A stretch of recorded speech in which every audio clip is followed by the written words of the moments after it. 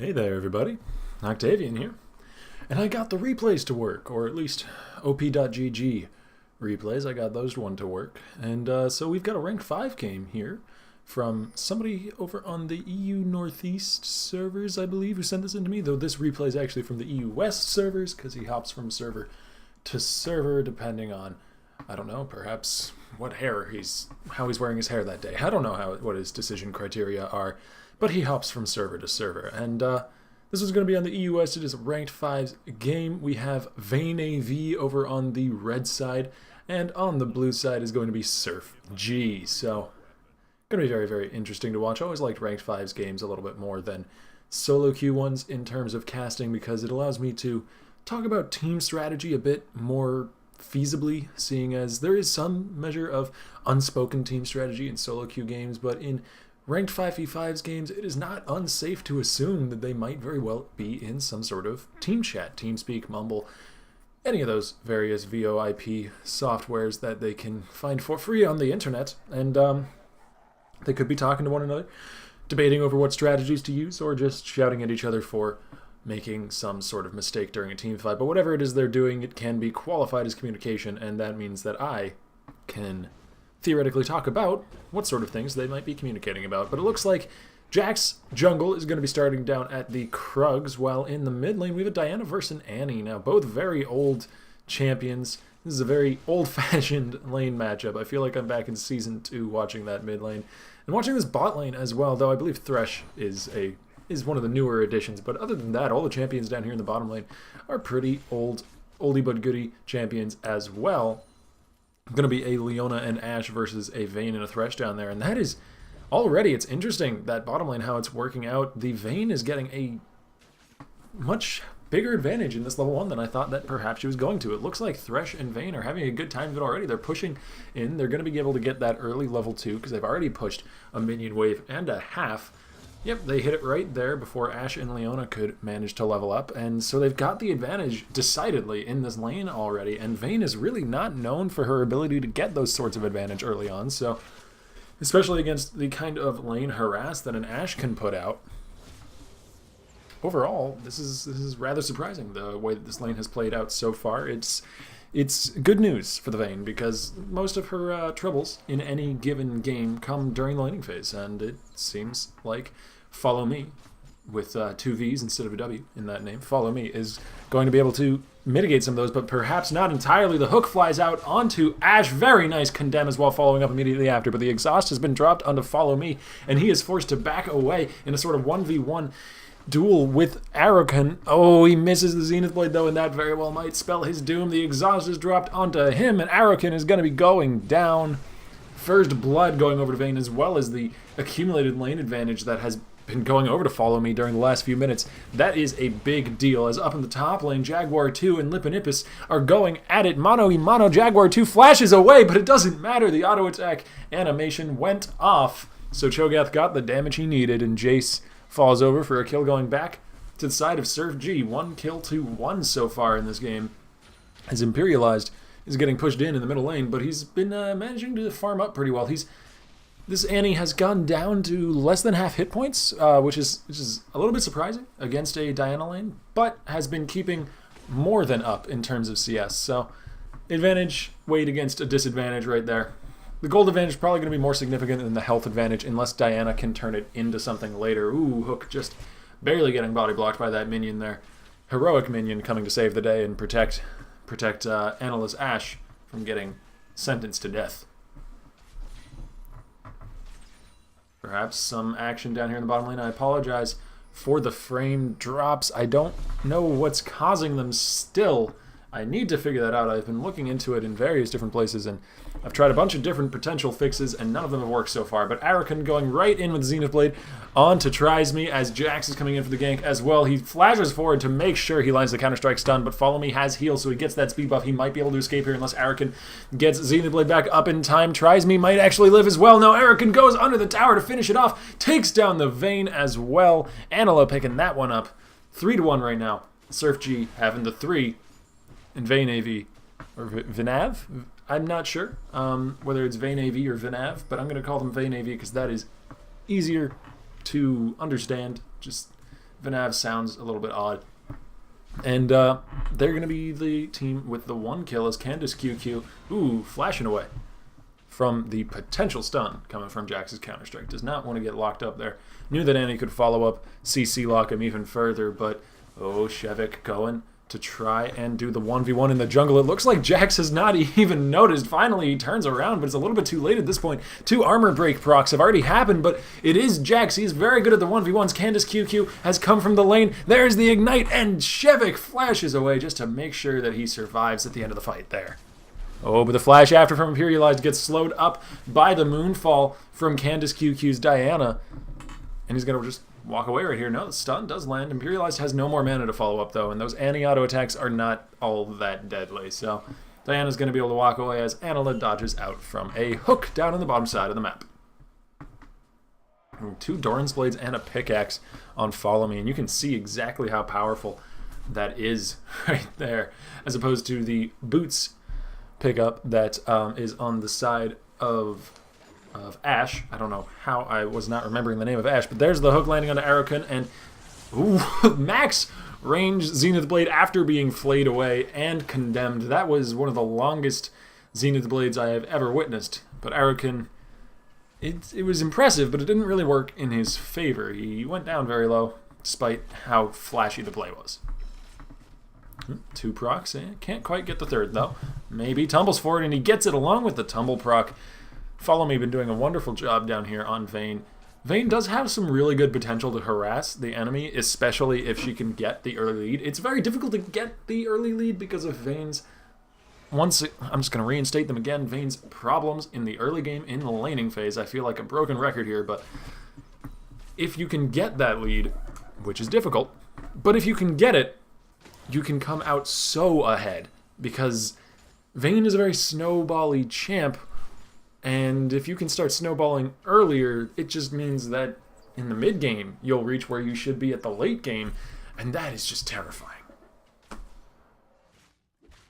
Back up to the top lane, and swap back down to the bot lane. The camera's having a few issues deciding what it wants to do, but right now it has decided, as had tries me, he's gone under the tower following up on a hook. The teleport from Lipinifis up in the top lane probably not going to be enough to save Ashe, but it might be enough to save Leona. Here is Jax from the jungle as well, and it is a 3v2 right now. Vayne going to be going down as Lipinifis and Illahidivdiv follow after tries me, who's going to be falling for the double kill to Jax, and that very well might be the answer to Follow Me's Vayne right here. A superfed Jax is one of the few champions that can deal with a fairly fed Vayne, so yeah, definitely has the potential to actually be able to do something about the fact that Vayne came out of laning phase with, well, more than she should have come out of laning phase with a 20 CS lead and 2 kills up. But up in top lane, Jaguar 2, in the absence of Lipinipis' Cho'Gath, has been pushing, and he's gotten onto the tower. He's probably going to chunk it down to half, maybe a little bit lower before Lipinipis shows up once again. Yeah, it's just about half. My crystal ball does not appear to be cloudy today, folks. And we're going to swap back over to the middle lane, where Diana is farming with a Q, throwing out that crescent of deadly light. It's gotten a little bit quiet on the minimap here. No fights going on anywhere. As I say that, though, a hook flies out from Trisney, nearly landing, but not quite. Need to calibrate just a little bit, Trisney. Just calibrate your hooking methods, and then perhaps you'll be able to hit Anila next time. But that time, no. Might be looking to see an engage from Arakun here, as level 6 just got popped by Anila's Ashe, so that would be a very good time for them to engage, though. There's level 6 on the other side as well, and Leona does not have Solar Flare yet, so... Ooh, 3rd proc lands, and Anila gets chunked down into the ground. Follow Me landing a few opportunistic auto attacks as well, chunks another Silver Bolts proc onto Arakun. 1 onto each right there. They both come to the shop, and they both get what they came for. Jaguar 2 knocking away the giant Cho'Gath with his hammer. That was an impressive blow to be able to get that much force down, but Illadiv wants to come in for another gank up here, but he's a little bit low on health to be able to consider the tower dive, just gets some harass off, and then backs away. Cho'Gath being knocked back like that was not in range to really follow up. Perhaps if they had coordinated a little bit better, they could have dove Jaguar 2, but as it is, they just got some lane pressure up there, allowing Cho'Gath to come back into the CS a little bit. Jaguar 2 does have a little bit of a lead. And it looks like it's actually going to get boosted a bit by his team as they pick up the first dragon of the game, Smite Secure, from Vi. And Follow Me going to be going in for the solo fight right here. 1v2, getting under the tower, really wants this kill onto Anila. One more auto attack going to be finalizing it as he flashes away from the tower range. Now Arakun is getting hooked up by Trizme, who has finally shown up to help Follow Me out. And he's going to tumble under the tower. Doesn't quite get it, but no! One of the most ill-fated Zenith Blades I have ever seen. Turns around just to try and lock Trizme under the tower a little bit. Doesn't think that he's going to be able to survive. Perhaps if he hadn't cast that Zenith Blade, he might have gotten away with better than any health left. But it was too late at that point. Illidiv is here in the bottom lane, though, and he's going to be taking some revenge for his fallen teammates. Follow Me is going to be going down, as Illidiv might be able to continue the chase here on to Trizme as soon as Leap Strike is back up. Jaguar 2 flashing once more fruitlessly as the auto attack was already in motion. And there's the flash. That one not fruitless, going to be saving Trizme's life. Turns around, maybe trying to fight some more, but that would be a little bit silly, he realizes, and he heads right back onto base. Lots of action all over the map leaves us at 7 kills for Surf G and 5 kills for Vayne AV. Lippinippus pushing up the top lane, trying to even out that damage on the turret with the damage on his turret. He's going to even it out and then some, actually. Flash forward into the Violds. A jungle engagement we have right there. Shutdown gold going over to Vi as the knock-up stops Jaguar 2 in his tracks from taking any revenge for the damage on the turret. Though actually, he might go for this fight anyways. He's landing a few auto attacks, but Lippinippus is very tanky, and he's going to turn around with the Rupture. He's going to turn around with the auto attacks. He's going to turn around with the Feral Scream at some point. Probably going to be able to get that kill, though we swap back down to the bottom side where Anila is getting smited, because you can smite people now. Meanwhile, up in top lane, Lippinippus did finish off the kill, but he got shut down himself in some action that we did not witness, while Shevchik is chasing down after Anila and gets that kill. Now Arakun going to be forced to use a Solar Flare to save his own life underneath the turret from the very aggressive Vayne play of Follow Me. Very, very aggressive. This Vayne has been played to like an aggressiveness extreme, as we see by the fact that although he's been incredibly far ahead in his lane, getting good CS, getting some kills, he still has 3 deaths because the guy goes after people. He sees a target locked, and he does not sway from his objective. There's nothing that will distract Follow Me from chasing down and, well, following someone until they fall over. Illidiv may be trying to go after Candace QQ here, or maybe just holding the lane. Either way, he takes a little bit of devastating moonlight for his troubles, but gets some CS in return. So, always nice when you're the jungler that when a laner has to go back to base, or not less nice when they die, but when a lane is open and you can grab some of that CS. There's the hook landing onto Anila, but not really any follow-up. For once, Follow Me doesn't want the tower dive. That's new and interesting. As Arakun being on full health and having all of his cooldowns up nearby probably was a good enough deterrent, even for Follow Me, to try and go under the tower. Ooh, those Thresh autos chunk right now. That's all of that damage on Ashe was just one empowered auto attack from Thresh, so he's doing a lot of damage as well. The level advantage, if you can get it on Thresh, can really add up. That extra magic damage from his Flay passive. Tumble as the Zenith Blade lands, and there's the Ashe ulti going to be stunning up Trizme as the Solar Flare gets tumbled away from, and the Condemn stuns up Ashe against the wall. Meanwhile, up in top lane, we have a little bit of a 3v1, and Lippinippus is on the wrong end of it. Arakun going to be taken out as Follow Me goes under the tower as well, and Cho'Gath fell in the top lane. Lots of action all across the board, and all of it going in favor of Vayne AV. As well, Vayne pushes in the bottom lane and goes to take the tower. Yep, gonna be able to get it. Nobody around to contest to that.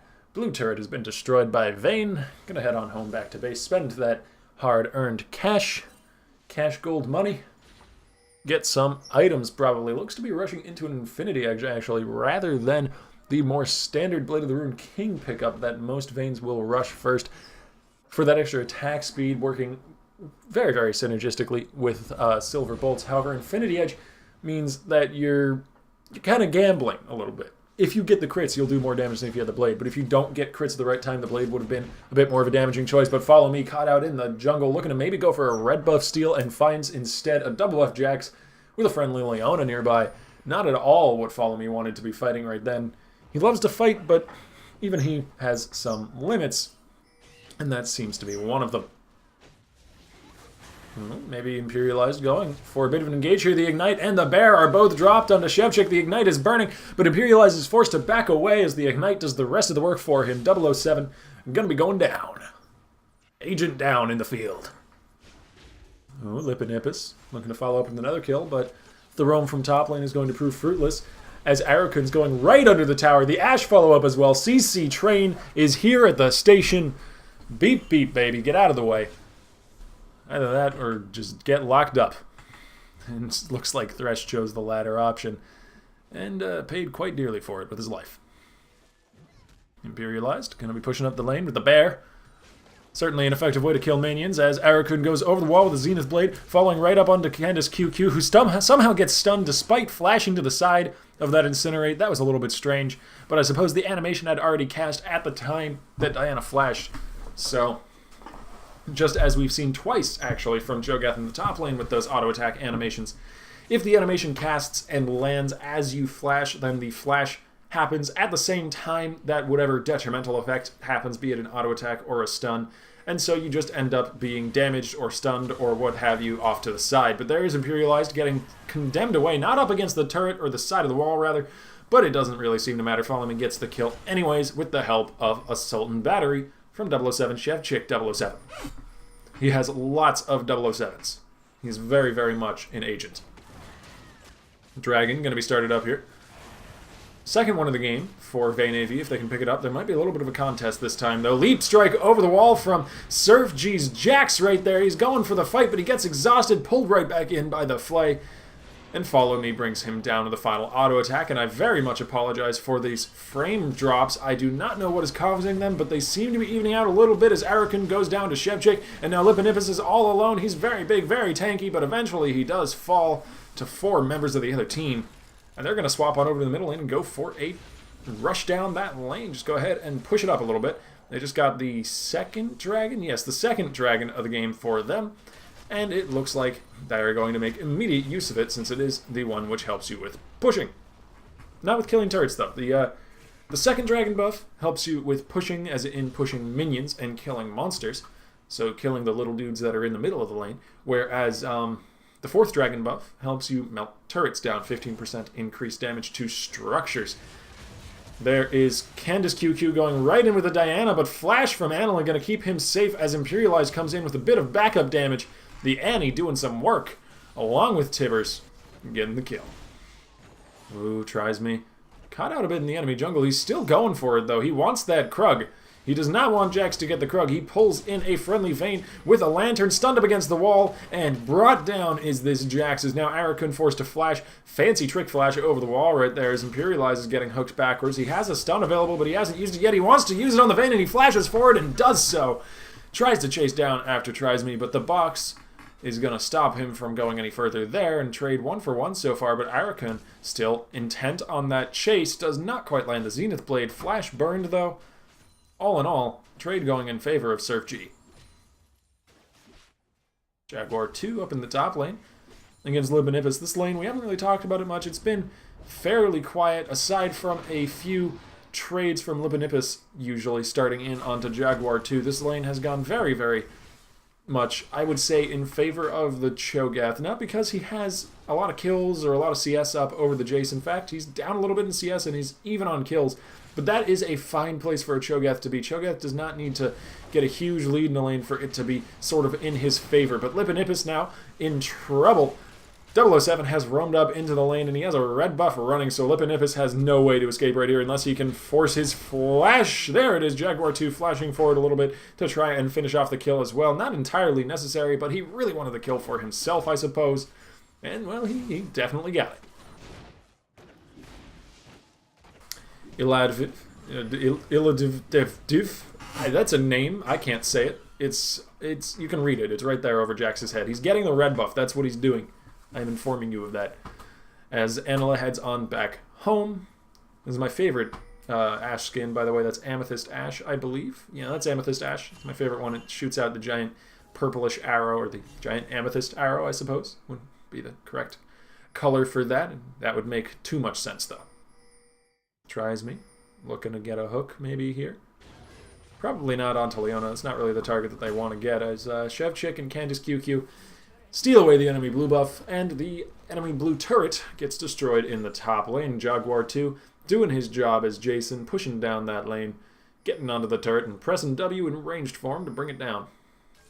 Jason's W, by the way, in ranged form does, in fact, up his attack speed to 2.5. No matter what his attack speed was previously, his attack speed becomes 2.5 for his next 3 auto attacks. So they come out incredibly rapid fire. That is, in fact, the maximum attack speed possible.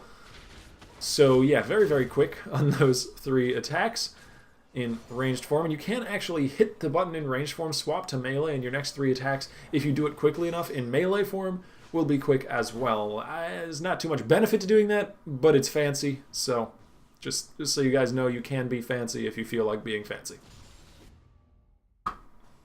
Jaguar 2 heading back up to the top lane to farm it out a little bit, and we should take a look at some of the builds here. It looks like Vayne has finished off the Infinity Edge. That is a big deal, and nearly has finished a Blade of the Ruined King as well, so figures some people go Infinity Edge first, some people go Blade first. I'm going to go both. That's what I want to do. I don't want to have to choose. Por qué no les dos? I'm going to go ahead and pick up the Infinity Edge and the Blade of the Ruined King and say, screw it. I will be Vayne incarnate right here. And that's going to be very, very scary.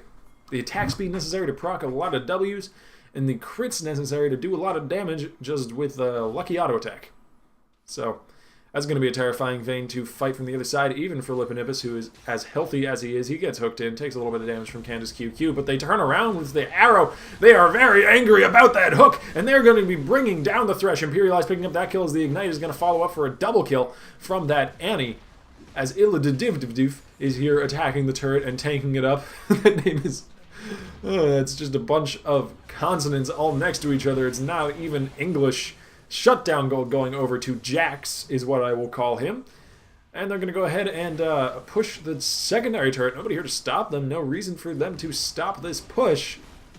Chefchick around, but he can't really do much. He's just watching the turret fall. Vayne off to the side, doing some good damage to Lippinippus, but not quite enough, as Vi is going to be brought down by Erican. Now Follow Me going to be nommed on. Lippinippus, nom nom nom, eating that Vayne all up.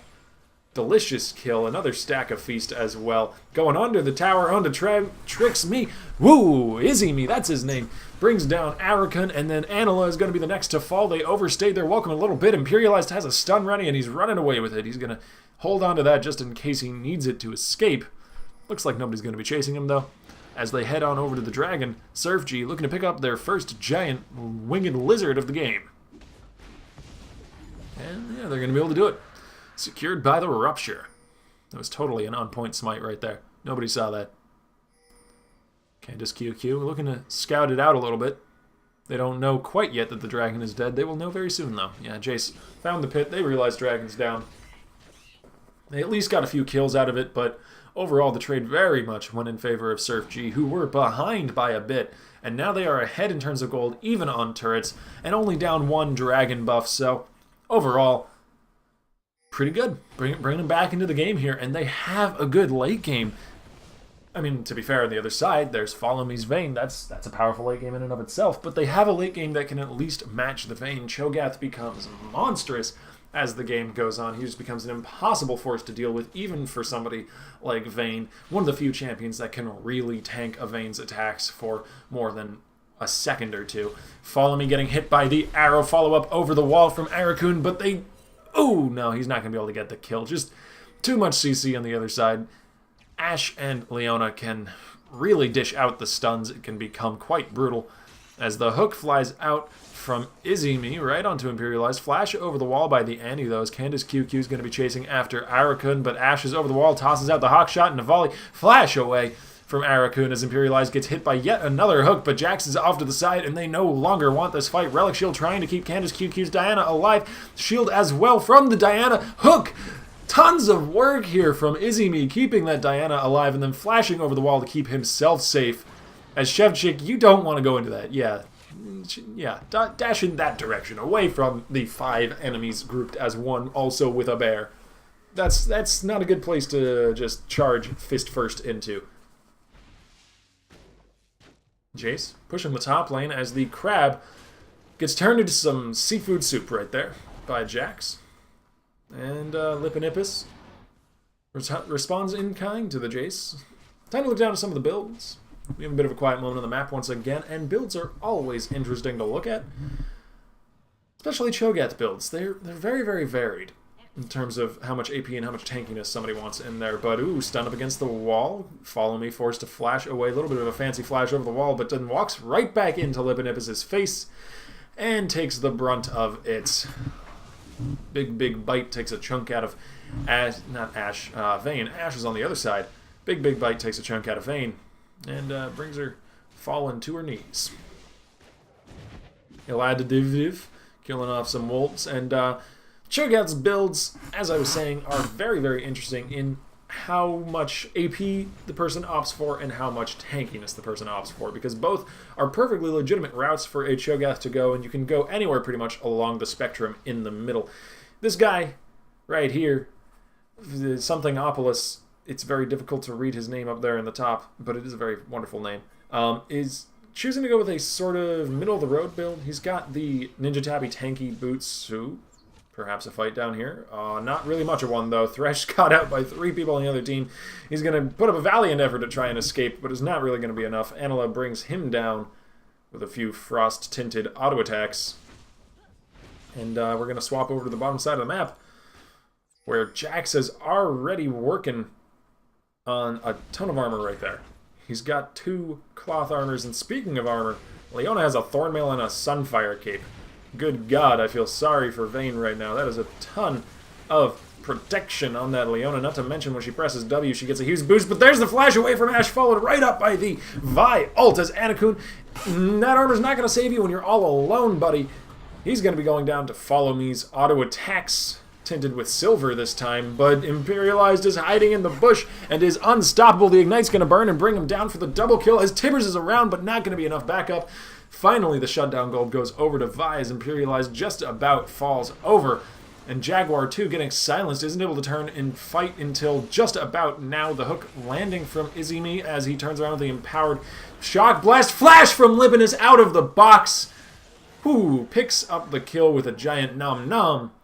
But the ace is picked up inside of Vayne AV as Izumi finishes off the very, very low health Cho'Gath. Arika walking back from base. Exciting things, friends. Whew, that was a bit of a hectic shuffle around the map there. Fights in the bottom, in the middle, in the top, in the jungle. Everywhere we had fights, in bushes, in lanes. All day. Well, not all day, for the last minute. They were interesting. Let's see if we can get some more. The hook landing from Izumi onto a minion, and getting him a little bit of gold there. As Arakun and Anila back off, go to farm their jungle. It looks like we have a quieter moment on the map as we wait for Dragon to respawn here. Just about 41 seconds until that big lizard man shows up. Lizard creature. Not really lizard man, that doesn't really affect. But Candace QQ maybe disconnected for a second there. That's unfortunate. Hopefully we'll be seeing Diana reconnect as soon as we can. I'm Imperialized, taking advantage of the lone and standing still Diana to land a Q and get the kill. Shevik now going to be in trouble, running through the jungle a little bit off to the side. Perhaps not the best place for him to be. Actually, certainly not the best place for him to be, is down in the bottom lane. Lippinippus and Follow Me are in a duel. Nice dodge on the rupture there, dodging to the side to avoid getting knocked up as here comes Izumi to help out. The lantern tossed back, taken by Vayne to follow up, and the tumble forward. Nice prediction there of the knockup. Steps back just as it gets dropped, but didn't realize Arakan was off to the side, and Lippinippus just about survives with 70 health left on that Cho'Gath. As Imperialized is going to try and chase down Izumi with Arakan now. They don't really want to go into the tower, but Izumi says, come under the tower anyways. Lands a hook, drops the exhaust. Tibbers is in his face, burning him half to death, though. And Arakan is now going to be burnt half to death by the auto attacks from Candace QQ. Flashes over the wall, right next to a toad. Doesn't really matter, though. He manages to escape as down on the other side, a giant Cho'Gath is going to be following the Jaguar 2, and the double kill goes over to him as he squashes a little girl, too. Pretty much the most distantly opposite kinds of enemies that he could have been fighting. Annie and Cho'Gath. Stun landing from Illididiv onto Shevchik. Shevchik turning around, deciding he wants this fight. Maybe shouldn't have decided that, though. Jax is an amazing duelist early on in the game, but he smited a minion by accident, and Shevchik turns around and gets the kill for himself. A little bit of a botched up smite there from Jax. Arrow over the wall, but there's nobody around to capitalize on it, so it looks like Izumi's just going to stand still for a few seconds and think about that one before walking away. Oh, the volley doesn't land under the crab. Who can get it? Who can get it? Oh, Ashe is going to get it with a cheeky auto attack landing just before Diana takes a swipe. High point of the game right there, people. Volley and a static shiv auto attack can clear the minion wave in the middle lane, and that is something I've been seeing more often when I see Ashes, which isn't too often, to be fair, but when I do see Ashes, I will often see them pick up a static shiv, because it really helps with one of Ashe's problems, which is wave clear. Now, Volley does a decent job of wave clear, but it's on a fairly long cooldown until you get it to max rank, and once you get it to max rank, it costs a good amount of mana, and you just don't really want to be spamming it. So buying the static shiv assists in that problem. One of the reasons why Vayne will buy it sometimes as well, or Tristana. Though Tristana not as much because she does have explosive shot to help her. But any of the people who don't have huge AoE skill shots, but follow me now, going right in onto Anila. 1, 2, 3 auto attacks, silver procs happen all over Ashe, bringing her down. But then it turned out to be a 3v1, and follow me couldn't really sustain it for any longer than those few auto attacks needed to bring down Anila's Ashe. But Shevchik looking to start a fight down here. Ooh, nice leap strike to avoid the knockback from the Q. Solar Flare doesn't land on anybody, though, and there's the counter-strike going to be stunning up. The Thresh off to the side. Izumi kind of left all by himself, flashes over the wall as Candace QQ is being chased by Arakun. He's going to get the solo kill off to the side. Candace QQ going down as the snipe from Jace brings down Jax off. In the middle of the team fight there, Imperialized and Arakun going to be taking the long way around, maybe chasing down Jaguar 2, or maybe just looking to pick up some objectives as Lipinippus pushes out the minion wave. That team fight went, I would have to say, yeah, the team fight went in favor of Surf G there. Just a 1-2 team fight there, nothing too disastrous for either side, but certainly pulling Surf G a little bit further back into this game. They started out kind of rough in the early game, but ever since maybe 25 minutes into this game, it's been in their hands and getting more and more firmly into their hands. They now have the kill lead, they have the gold lead, which they've had for a while, but it's been slowly extending and extending. And they have, more importantly, the turret lead, because map control is everything in these kind of games where both teams have a pretty decent late game and where both teams have a good chance of winning even if the game goes for a very long time. So getting that early map control can really, really help finalize the game in your favor if you're playing these sorts of team comps against one another. And I'm sorry if you heard that. If you heard that message from Facebook, that was not in fact for you. You do not have to alt-tab over and check your Facebook. You can keep watching this wonderful game of League of Legends and listening to my voice talk about video games. There's no time for friends. You have to listen to video games. That's what you have to do. Candace QQ standing around in the middle lane, looking to make something happen, but there's nothing to make anything happen on. Anila's playing pretty safe there. Has a Annie around to help him out if anything gets too hairy. And looks like both teams are going to be grouping a bit in the middle lane. Maybe Vi going to get some sort of gank on, but Imperialized and Anila had a sense that maybe something was wrong. Didn't have enough of their teammates nearby for backup, so they backed off a little bit as Shevchik chases down a crab to get his team some vision. Didn't think I'd ever be saying that about League of Legends, but hey, things change, and I like the crab buff. It's very cool. There is Illiva in the top lane. The Ashe Arrow comes out to try and help him a little bit, and Imperialized has shown up as well. Double kill for Annie, as Arakun and Anila are going to be chasing down the Jace off to the side. If they can just land one CC onto the guy, they're going to be able to bring him down. He's created enough distance, though. He seems to be pretty safe at this point, but Arakun is still looking for it. He might be able to land the Zenith Blade. No, he has the Solar Flare. The very edge of it hits Jaguar 2 to slow him up, and there's the very edge of the Zenith Blade, landing the stun, as Candace QQ seems to maybe have disconnected again. No, he flashes away at the last second. Had a little bit of a moment there, but he's come back into it, but not quite in time. And only going to be able to get the double kill, as Lipinopolis is just going to go ahead and Lipinippus is going to go ahead and tank up the inhibitor tower for a little bit while his team wails on it. Jack's going to be bringing down a giant turret with a lamppost, because that is how Jax rolls. And look at that Cho'Gath. He is giant. He's got Elixir of Iron, as well as, I believe that was 5 stacks, nearly full stacked in Elixir of Iron, and he's level 18, so he does have every level in his ultimate. Because putting a level into the ultimate actually does increase the amount of health and size bonus that you get from the ultimate passive, by the way. Very nice. Giant golden Cho'Gath statue right there. Thank you, Lippinippus, for showing us that. Yes, it's very pretty. Kind of pointless, but very, very pretty nonetheless, so I won't fault him for it.